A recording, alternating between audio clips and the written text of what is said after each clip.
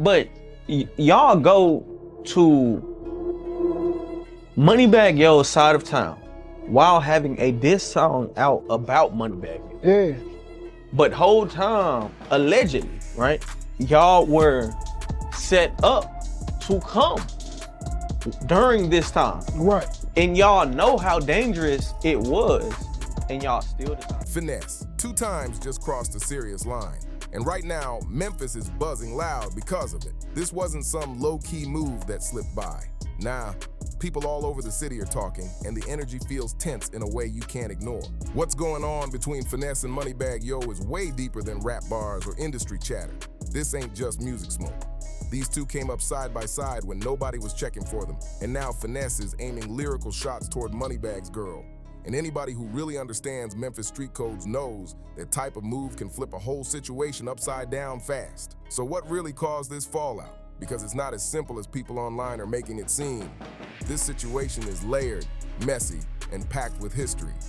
We're talking bread gang business, loyalty questions, young Dolph tension, and even family-level rifts behind the scenes. This whole thing feels like a ticking time bomb, and every detail matters before it spirals into something way bigger. Let me keep it real right now. The internet loves watching Finesse and Moneybagg trade shots, but most people have zero idea how deep their history actually goes. Everybody sees the back and forth, but nobody talks about the grind, the late studio nights, or how solid that bond was before it cracked. This wasn't some random link-up. This was brotherhood, and that's why this breakup hits different. So let's clear the smoke and separate real from fake. If you go back to around 2012 or 2013, that's where everything really started for Finesse.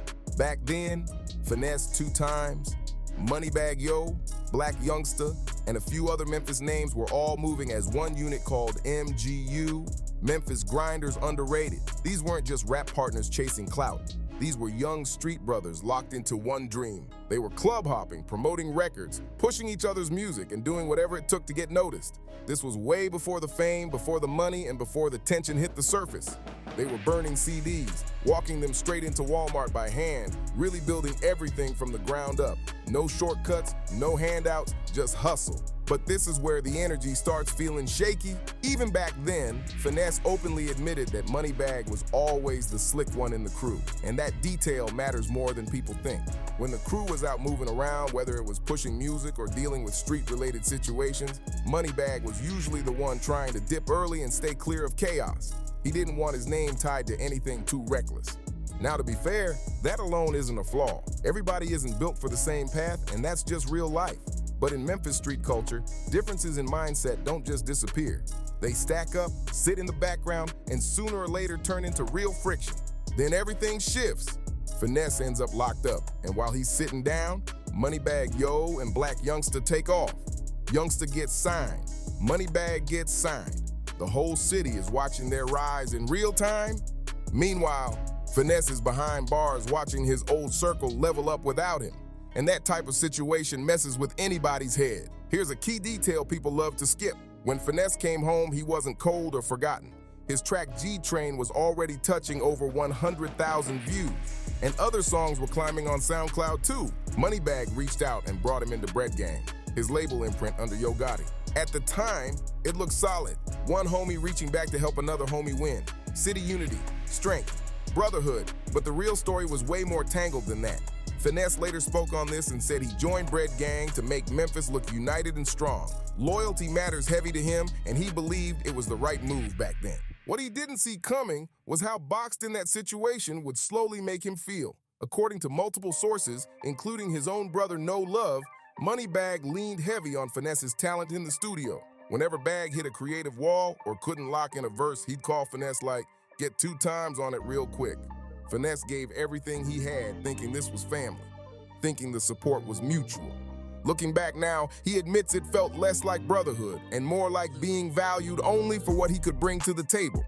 But this story goes way deeper than label politics or studio sessions. The real crack came from the young Dolph situation, and this is raw Memphis tension outsiders rarely understand. Moneybagg Yo and young Dolph already had serious issues, and that conflict changed everything in ways nobody expected. This part was already out there and well documented. Moneybagg and Dolph were on opposite sides of Memphis street politics at the time. Here's where it gets tricky though. Finesse was actually cool with Dolph, even while rocking with Bread Gang.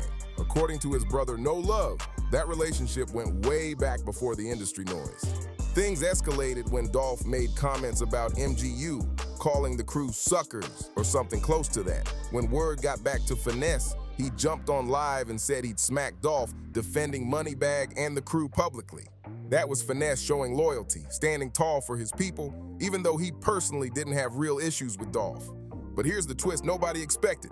Moneybagg didn't take it as loyalty at all. Instead of appreciating the defense, he got mad that Finesse even addressed it. Why? Because around that same time, Moneybagg had just locked in a feature with Dolph on I Need a Plug, and that record pushed his career into a whole new lane. From there, it was non-stop motion, bigger hits, bigger moves, and a whole new level of success. From Finesse's point of view, he felt like he really went to bat for his brother, risking real danger publicly. While Moneybagg was quietly making business plays with the same person behind closed doors, that disconnect hit hard. They eventually sat down face to face with respected OGs from North Memphis to talk it through. No Love was right there. Finesse stood firm, saying he said what he said and wasn't backing off his stance. Moneybagg saw it differently, saying Finesse was tripping and putting business at risk. That room got tense fast, and that moment changed everything for Finesse. That's when it clicked that business and money were coming before brotherhood. Once that realization set in, things only got messier from there. Now let's talk about the Bread Gang contract situation, because this is where the story really turns heavy. Finesse has spoken on this multiple times, and every time you can hear the frustration all over his voice. According to him, he felt trapped in a deal that wasn't working in his favor at all, and that feeling didn't fade once the ink dried. It stuck with him and aided him over time. Finesse said straight up that Moneybagg wasn't backing his music the way a label head is supposed to. When you sign to someone's imprint, you expect real push, real promotion, and real investment to help you level up. Instead, Finesse felt like his momentum was being slowed down instead of amplified, and that pressure kept building behind the scenes. Then came the moment that really stung. In an interview, Finesse revealed he got word one day that the contract was basically done and crumpled up.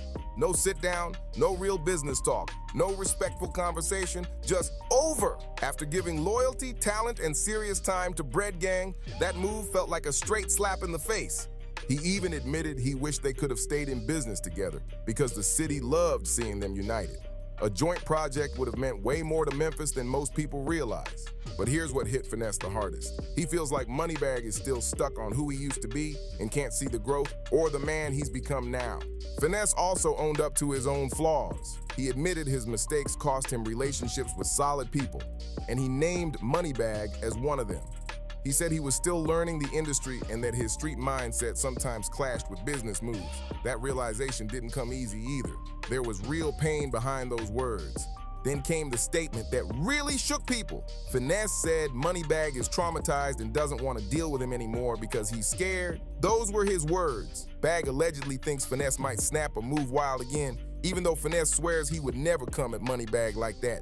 Still, once trust cracks, it's hard to piece it back together, and that damage was already done. After the contract situation fell apart, things didn't stay quiet at all.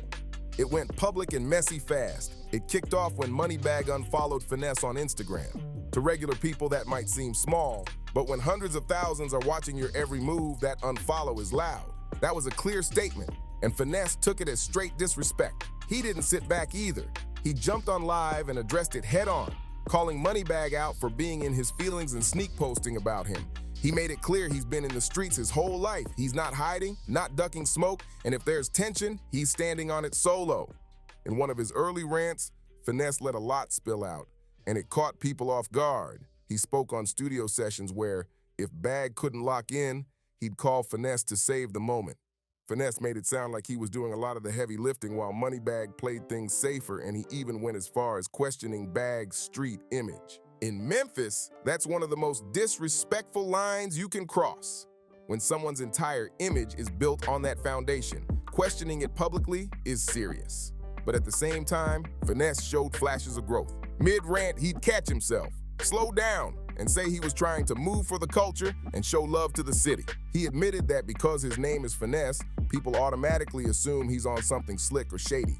He said his real goal was to build something solid and genuine, not tear anything down. The back and forth kept rolling with subliminal posts and indirect shots on social media, but it mostly stayed in rap territory. Competitive, tense, but not outright dangerous.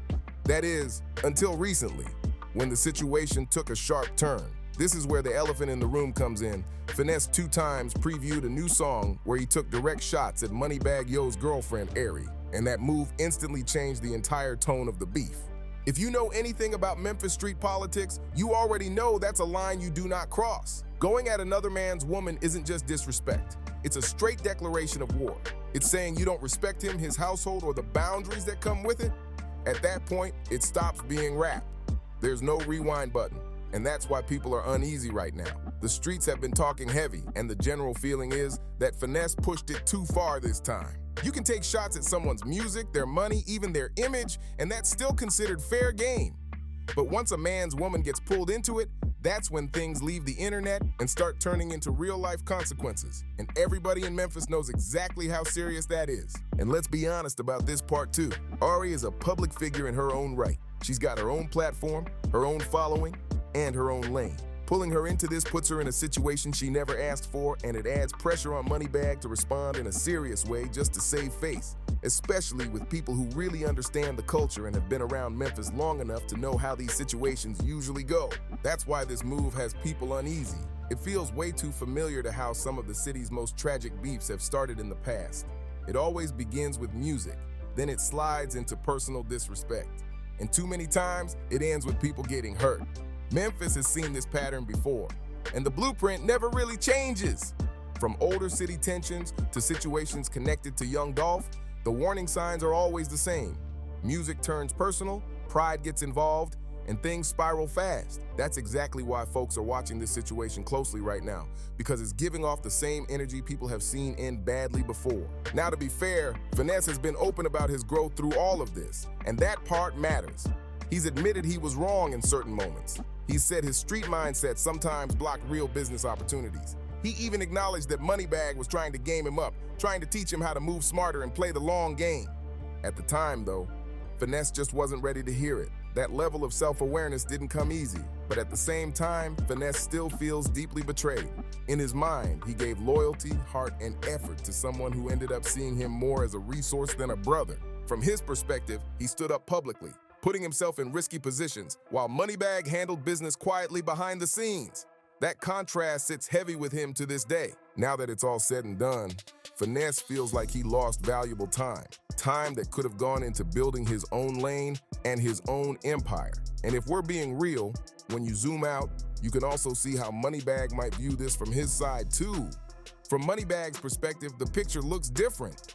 He's built a real empire, locked in major deals, and positioned himself as one of the biggest names in the game. With that level of success, he can't afford unpredictable energy or street drama spilling into business spaces. There's just too much on the line.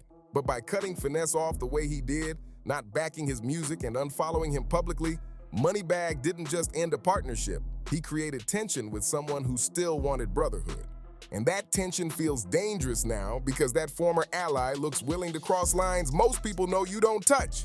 Let that sit for a second. This isn't just rap beef anymore. This is two men with real street ties, real pride, and real history in Memphis. This is a city where problems don't stay online. One wrong song aimed at the wrong person can shift everything fast. The culture has seen this movie before, and it never ends clean. Too many talented artists have been lost to situations that started with music and spiraled out of control. What makes this even scarier is that both Finesse and Moneybagg have people around them ready to stand behind them. In Memphis, reputation is everything, and once it's challenged, the pressure only gets heavier. What really makes this situation feel extra dangerous is how Finesse looks right now. From the outside, it feels like he's got nothing left to lose. He's already done time, already lost the bread gang deal, already been counted out by a lot of people. That kind of position can make someone unpredictable. And in street terms, that's risky. Meanwhile, Moneybagg has everything on the line. His career, his money, his family, and the legacy he's built brick by brick. But pressure cuts both ways. Having everything to lose can also make someone feel like they have to respond big just to protect their name and what they've built. That's why this feels like a lose-lose situation if nobody slows it down. This isn't just two rappers trading bars. This is loyalty crashing into business, street code clashing with industry politics, brothers turning into enemies over pride and principle. At the core, this is about a culture where disrespect can snowball into real-life tragedy if it goes unchecked. And that's the part nobody should ignore. So the real question now is simple, but heavy. Will someone step in and cool this down before it goes too far? Or will Memphis once again watch talent get lost over beef that never had to reach this point? Before we wrap this up, this is where you come in, so don't skip this part. If you rock with real stories, real breakdowns, and honest conversations about what's really happening, make sure you like this video, comment your thoughts, share it with your people, and subscribe to the channel right now. Man, turn those notifications on so you don't miss what's next. We're just getting started. There are way more stories coming, way more layers to peel back, and we drop heat consistently. Tomorrow's upload is even crazier, even deeper, and you don't want to miss it. So show love, spread the word, and let everybody know where the real breakdowns live. Most importantly, drop your thoughts in the comments. Did Finesse cross the line by dissing Ari? Could all of this have been avoided? And when will we as a culture stop glorifying conflict and start celebrating growth and moving forward? Stay locked in, stay safe out there, and we'll see you on the next one right here.